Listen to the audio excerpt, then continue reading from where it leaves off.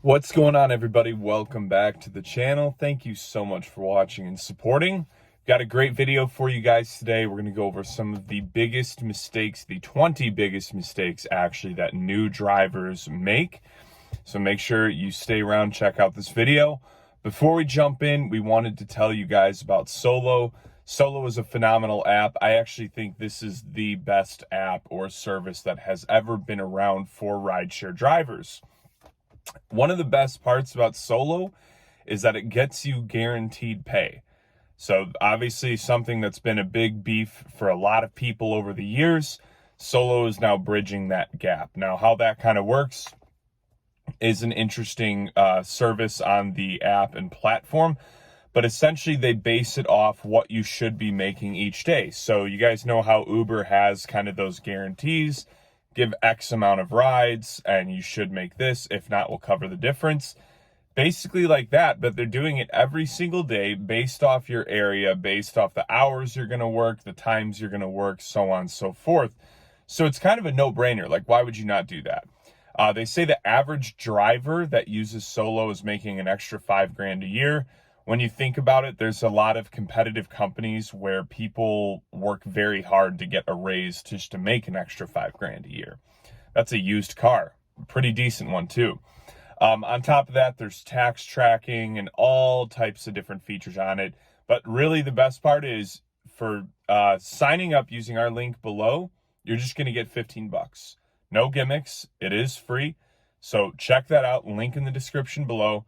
$15 will be in your account. You just have to link I believe it's a PayPal or a Venmo account, something like that, and get started. But this is a no-brainer app, guys, so definitely check it out. Alrighty, so let's jump into the video. So one of the most frustrating things about being a new rideshare driver is there's some things that you think you should do and you should not do. There's a lot of things you do to kind of, I'm trying to think how to say this without giving away some of my topics, but there's a lot of things you'll do to try to like cut corners and they end up hurting you more. So I want to go over the 20 biggest mistakes you'll make as a new driver. And if you avoid doing these things, I guarantee you're going to have some good success as you do your driving. So the biggest mistake, and this is one that I think every younger, millennial new driver does, is they don't track their miles. Maybe you thought you would do this very minimally, once a week, and you weren't worried about it. I don't know what the excuse is, but this is something you absolutely should do. And in this economy, now more than ever, you have to take this seriously. You have to be tracking your miles. You have to be tracking every expense. It is way too expensive just to drive Uber alone and Lyft to not track your miles. So make sure you're tracking your miles. You're going to really be glad you did at the end of the year. And obviously, with how expensive everything's getting, you want to be getting some good money back on your taxes. At the very least, not paying anything on your taxes. The second biggest mistake, and this is very current, but not using Gas Buddy or Get Upside or one of these other gas-saving apps. I love Get Upside. My car takes diesel, so I find really good deals, but I'm usually getting 30 cents off per gallon every time I fill up. That is very useful in this economy. Gas Buddy is going to show you the cheapest gas station kind of in your radius. So when I combine the two, I'm a lot of times paying close to $1 cheaper than everyone else per gallon. Gas Buddy helps me find the really cheap one. And if I can find then a deal that Get Upside has with that gas station on diesel, oh, it's killer. Now, I know most of you don't take diesel, so the savings won't be as good on Get Upside, but it still is usually 10 cents off per gallon. These are the types of things that add up. When you drive Uber and Lyft, you have to think so macro as far as every penny you spend, because it will count at the end of the year. Number 3, driving in dead hours. Uber and Lyft have changed so much. I really don't believe this is a service anymore where you can just do it any time of day. It used to be that there was, moms that would drop their kids off at school, and then they would go drive from 9 a.m. till 2 p.m. those are like the worst hours to drive. Back in the day, you could still do pretty good. You know, you could still make like $100 between those hours. And a lot of times you still will. It's not that you won't, but for the most part, it's not good hours to drive. And if you drive during those times, odds are you're not going to make good money. And again, especially because of where we're at in this economy, you have to be profiting like crazy every hour you're out there. You have to make every penny count because it is too freaking expensive just to drive Uber and Lyft nowadays, with gas and everything else. So you just have to be, there's still a way to really do it to where it makes sense. I know a lot of you are out there driving and it makes sense, and I'm still going out from time to time and it makes sense. But for the most part, it's, you know, it's not like what it used to be, especially with the economy. Alrighty, number 4 is driving in dead markets. Now, this is something that might just be a wake-up call for a lot of you guys, but there's a lot of places where this just doesn't make sense. I've talked a lot about how I used to live in Charlotte, and I very often said that was a market that I didn't think made sense, and it was a bigger city. It was so tough for me to find the good times. The only thing that really ever worked out was doing airport runs and weekends. So I was very specific about my times and I made it work. And so I'm not saying don't drive in Charlotte, but I am saying there's a lot of cities that just aren't big enough. It's just the reality. You cannot be out there making $15 an hour.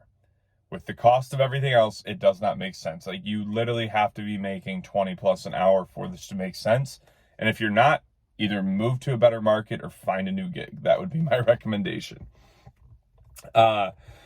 Number 5 is not having rideshare insurance. This is a very typical newbie mistake. This will bite you in the butt if you're not careful. A lot of you guys know my story. It happened to me. Really bit me in the butt. Your insurance will bounce if anything happens. They will take off and they will not care what happens to you. So make sure you have quality rideshare insurance. Uber's little insurance thing is a joke. Don't even pretend like that means anything. Number 6 is talking on the phone during rides. If you've ever been a passenger and you have your driver talking on the phone, it is so annoying. That is my biggest pet peeve, and I will give anybody a 1 star for that. Well, not 1. I'll give them like a 2 or 3, just because I'm not that shady. But to me, it's like, you're here to work. You know, if it's an emergency, it's one thing. And if you do have to take a call in the ride, really clarify to the passenger, I am so sorry, I really have to take this. It's a job I applied for. It's my wife and it's an emergency. Like, you need to stress that, but don't just be chatting with your friends. You will not get tips and you will get low ratings. I promise you that. It is just not professional, you know? Number 7 is not going the extra mile for tips. So this is something I preach on hardcore, that you are offering a service, so go the extra mile. In sales, business, anything in life, the people that really kill it and make it are those that go the extra mile for their employers, for whoever. Have that same attitude. Bring little snacks. Again, it's a write-off. Play good music, you know? Really cater, really listen to what your customer needs. Obviously, there's ways where people will abuse this. We all know that the grocery store rides are like the worst rides you can give. Someone, you know, lives 2 miles from the grocery store and you spend all this time loading them up. So, like, you got to find that balance and be careful. But on the same note, in most cases, if you go the extra mile, it is going to lead to more tips. So just have that mindset. Number 8, driving full-time. I believe vehemently this is one of the biggest mistakes you can make, especially today. Used to make a lot of sense. I just don't see how it does anymore with the cost of gas, wear and tear on your vehicle. I think driving full-time is a mistake. I think Uber and Lyft should be used to supplement a side hustle, a gig, you know, something else that you're trying to get going and make money from, pay off some additional bills. Maybe it's just money you're putting into a mutual fund. Like, that's how it should be used. I think full-time driving is dangerous unless you're in a really good market. All right, number 9, talking too much. I've actually gotten a low rating before for talking too much. I'm a chatty Cathy, so one of my favorite parts of driving is all the conversations. Try to be somewhat intuitive. Try to read your prospective customer, and maybe they aren't giving you a lot of feedback, and when you say things, probably a time to just turn up the music maybe a little, not too much, but kind of sit back and just be like, they're not looking for a conversation. Number 10 is not using apps like Solo. Obviously, as you heard in the beginning, any app like this is a necessity. For tracking purposes, for maximizing your earning, you need to check out Solo, linked in the description below. Number 11 is sitting in downtown areas waiting for rides.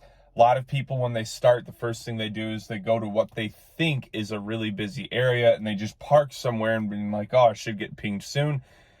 A lot of times you wait a really long time and you don't get pinged. So this is not something you should do. You need to start studying like where people are looking for pickups the most in neighborhoods and little, niche down areas, and kind of start to develop your own track of like the times of day where you should be in certain areas, because generally downtown areas are good at very specific times. Alrighty. Number 12 kind of dovetails off that, is not researching your market. Do some research. There's plenty of Reddit forums, YouTube videos about your local market. Find out what works, what doesn't, especially if you're new. Don't just go out there and wing it. Number 13 is breaking the law. Please don't be speeding, bro. This should be self-explanatory, but I've taken so many rides myself where I have drivers hauling ass, and it just ticks me off. It's like, listen, you don't need to be going 90 while it's raining. It's an easy way to lose tips, easy way to get bad ratings. I would never, ever, ever not be buckled, be speeding, rolling through stop signs. Be a safe driver, make people feel comfortable. Number 14 is stopping in the middle of the ride for the bathroom. I have done this one before. I did get a bad rating for it. So it sucks sometimes being an Uber and Lyft driver, because a lot of times you just have to go. And a lot of times it hits you in the middle of the ride. It's, you're trying to not overhydrate, so you're not going every 20 minutes, but at the same note, you don't want to get dehydrated. So this can be a tough thing to time out. Try like crazy to avoid using the restroom, asking your customer, hey, do you mind if we pull over real quick? I'm losing it here. If you have to, obviously do it. Don't go in your pants, but try to avoid that at all costs. Like I said, I got a low rating for it, which kind of ticked me off. I was like, listen, man, it's not like I wanted to pull over and go. It's not like I ordered a Big Mac, I was losing it, man. Number 15 is not having a side hustle where you prospect homeowners. This to me is mind-blowing. In any level of sales, you're networking. That is what you're doing. Sometimes you get warm leads provided to you, but for the most part, you've got to go out and chase your leads down. Uber and Lyft is the most phenomenal networking tool out there. It really just is. If you're not utilizing some type of side hustle to sell, you're wasting your time. You could be selling insurance. A lot of you guys know my story. So I still sell solar to this day.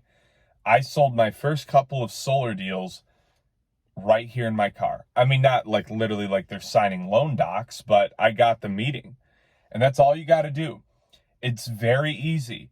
Once you have your side hustle, your craft, just start talking to them. Oh, okay, how long have you been in Phoenix? Oh, very cool, very cool. What brought you here? Probably work. Ask little fishing questions. What brought you here? Probably work. And then they say, oh, my job. Oh, okay, what do you do for work? Awesome, awesome. You start asking enough questions about them, eventually they're going to ask about you. Perfect. Oh, okay, I sell life insurance. So for me, I would say, oh, okay, I sell solar. I'm in Phoenix. It's a competitive market. Oh, okay, yeah, I see you guys door knocking all the time. And I'd be like, yeah, I don't door knock, though. And then I'd be like, I don't believe in, the invasive sales. I like networking. I like people. And if the shoe fits, let's wear it. He goes, really? Okay, well, how much savings do you usually see on that? And I was like, oh, pretty good savings, actually. I set up a homeowner the other day. His power bill's now $15 a month because of solar. Really? Yeah, just out of curiosity, sir, what are you paying per month? Oh, about $150 to $200 a month. Interesting. Okay. Well, tell you what, would you be interested in seeing what you could save? I don't even have to come over or anything like the door knockers. We can just do it over the phone. Yeah, that'd be great. Awesome. So tell you what, when I drop you off, give me your number and I'll give you a call this evening at, let's say, 5 or 6. Does that work? Yeah, absolutely. It's that easy, guys. It's that easy. No matter what you're doing, ask questions, get them to ask you what you do, tell them what you do, and you never know. But if you could make an extra $1,000 a week just very non-invasively selling, would you not do that? It makes a lot of sense. So I encourage you guys, look into some type of sales gig where you have full control and you can just talk to people about it. That's all there really is to it. Let's see.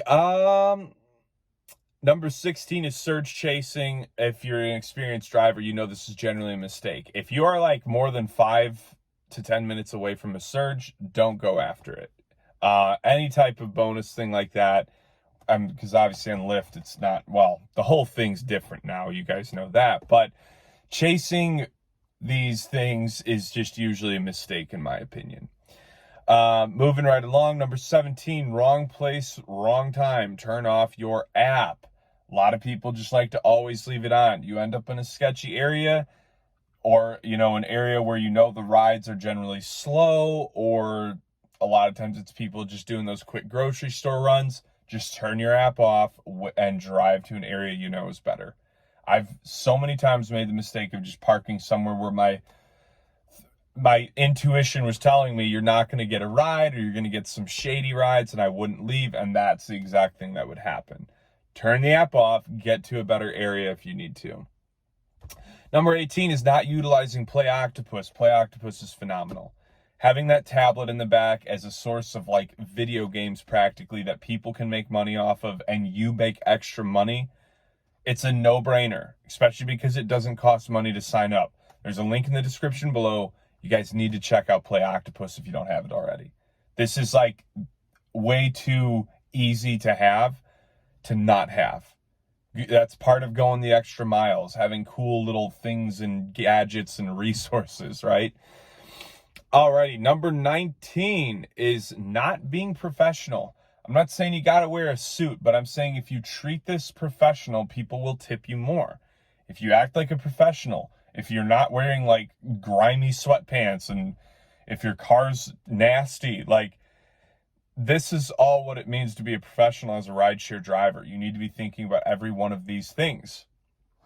Ultimately, it's going to lead to more tips and higher ratings.